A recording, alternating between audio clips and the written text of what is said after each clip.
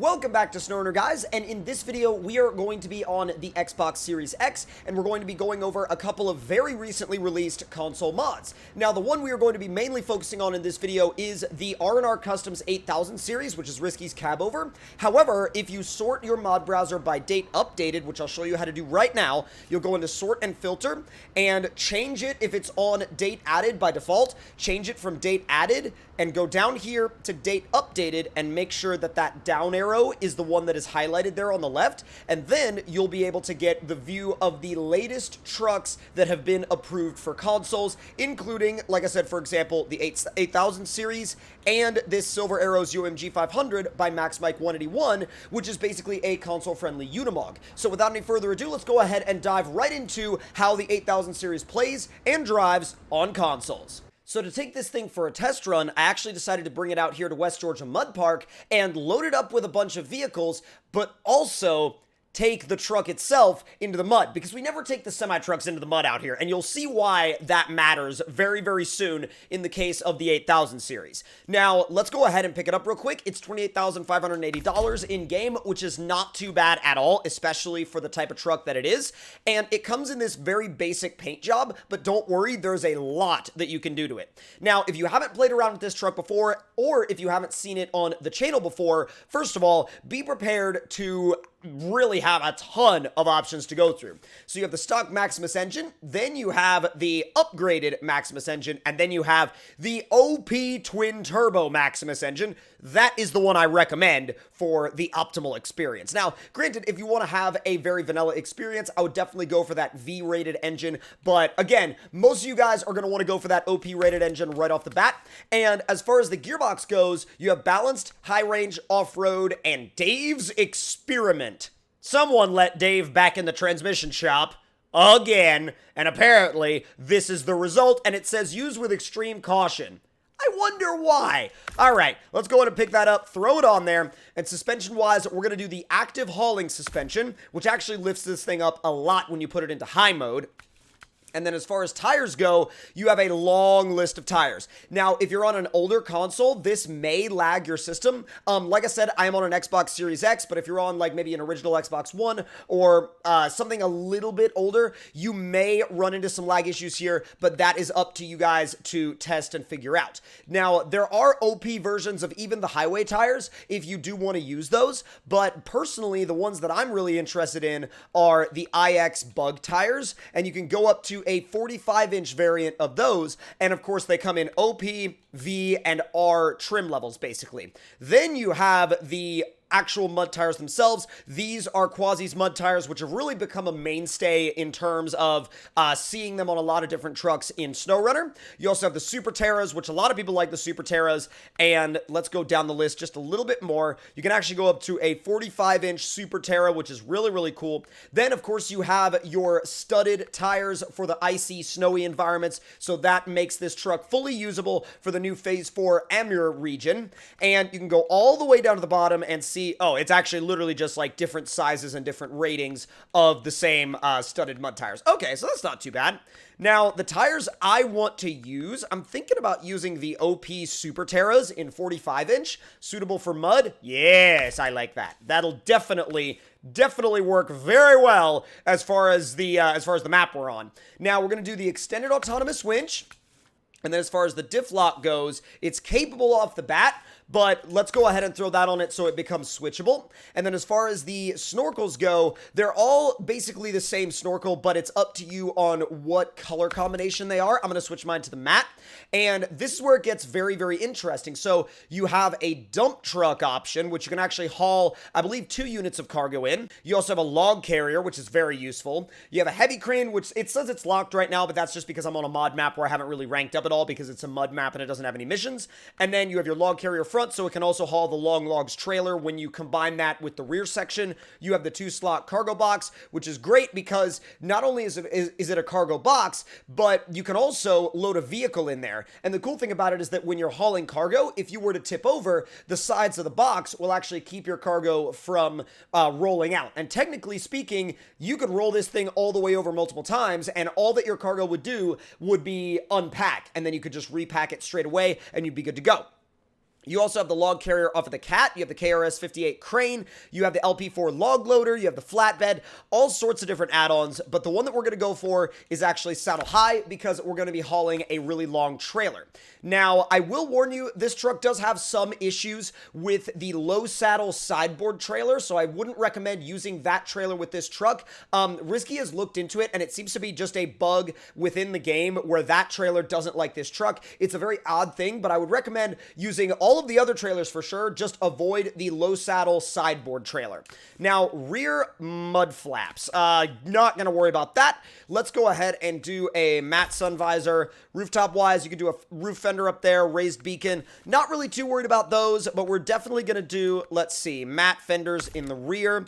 And front bumper-wise, this is where you get a lot of stuff. You have actually weighted options as well, should you be hauling a really, really heavy load if you need that. You have some other bumpers off of separate trucks within the game. And then you have, oh, that's actually kind of an interesting, like, tucked up bumper. I think that's off of the ANK. The paint scheme doesn't really fit, but, I mean, it's not terrible, though. We'll do the slanted one. The slanted one actually doesn't look too bad. I am definitely not mad about that one. Now, grill is going to be matte as well. And then exhausts, we're going to do dual matte black exhausts. And let's see, off-road caution. And you could do we'll throw the risky business sticker on the back. And R&R trucking, we could do that as well. I mean, that's pretty cool. That's pretty cool. And let's see, miscellaneous-wise, you could do sleeper flares. We'll do that in body color. And then wheels-wise, we'll do the AEV wheels with probably, well, I'll tell you what. We have pink bolts on it right now. We'll do white bolts so that then we can combine it with any color. Now, some of these do have a stripe through the truck, which is really, really cool when you pair it with the door logo. I really like that. And really, at the end of the day, there is a full range of colors for you to choose from, but there's also camo colors that you can choose from. So the camo colors go really, really in detail and really, really in depth because the range and the amount of different color flips that you have is pretty substantial. I mean, look at all the different blues, for example, that you have. There's a lot. Like, the actual range of colors is pretty incredible in terms of what you can choose here. Now, I'm thinking about going with a brighter color, maybe a brighter blue, or maybe a red. I really like the red, although I know somebody in the comment section is going to be like, you always pick red, and you know what? Trucks look good in red. And, you know, also, there were multiple recent videos where we picked other colors than red. So I feel like I am totally okay to go back and pick red on this truck, because I think it looks sick. Now, bobbleheads-wise, we're definitely throwing beans up there, and accessories-wise, you can pretty much throw whatever you want to up there. I'm going to do the R&R card, and then as far as exterior customization goes, you have your full range of stickers. I'm not going to use any of those because I don't really want it to clash with the R&R Trucking LLC decal on the door. But with that being said, we have a fully customized R&R 8000 series, and we have set off into West Georgia Mud Park. Now, I'm going to actually restart the afternoon here because the sun's already about to go down. And we're running a full OP configuration. Whoa! Wow, it just literally drifted out of the garage. Okay. Yeet. Dude, that's amazing. What? The balance of it. It was like up on one side for way longer than I would have expected it to be. That was a little ridiculous, I gotta say. Let's go ahead and get a trailer out, and we'll get some trucks on it real quick. But I do want to test out the hauling capabilities of this thing, and that's why I'm doing this.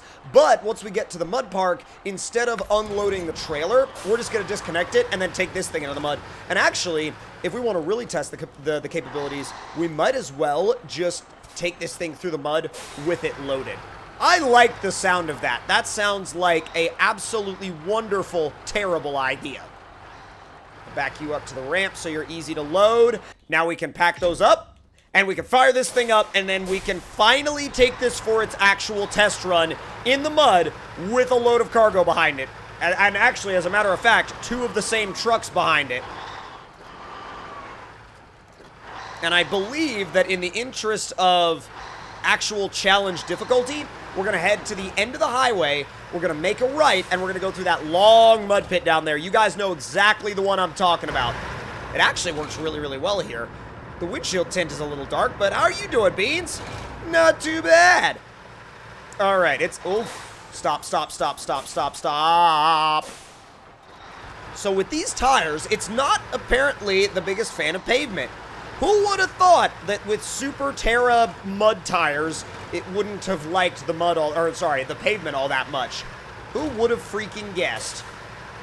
Maybe I wouldn't have ever guessed, but still. Almost there. I'm going to try not to completely loop the truck this time. But man, do these tires have very little grip on pavement, if any at all.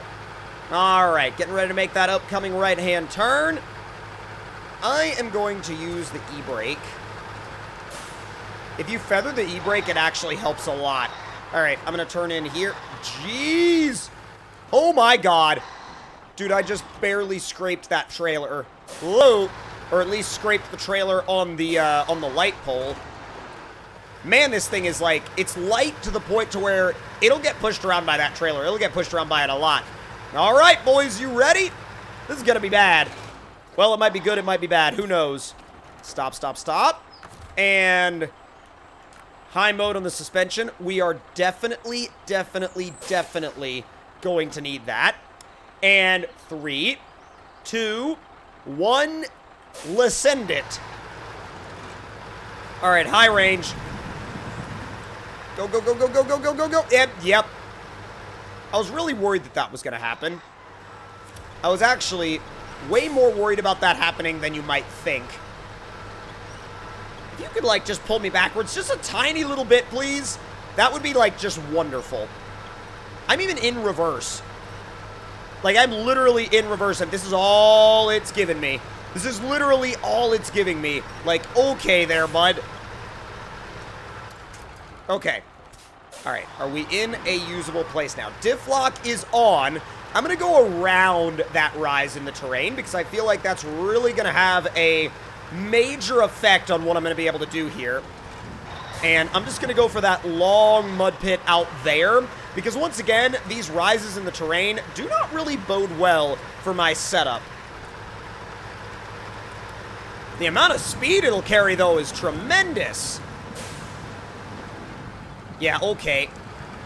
Even there, wow, the diff lock is super effective, though. Super effective. Like, that's a big deal.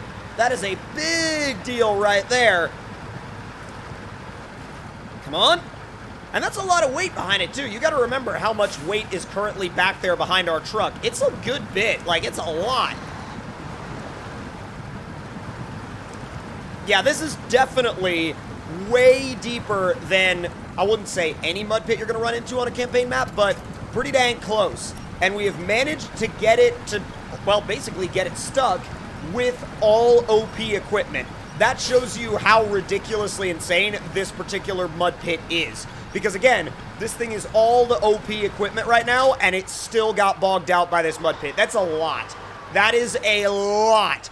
But with that being said, it's still an incredibly capable truck and will absolutely go complete beast mode through just about any obstacle you might run into in a modded campaign playthrough. Now, if you guys enjoyed this video, make sure to let me know your thoughts and opinions in the comments section down below. And if you have used this truck on consoles, also let me know what you've thought of it in the comments below. And if you're new to this channel and you would like to see more, make sure you hit that subscribe button and turn those notifications on. And I'll see you guys next time.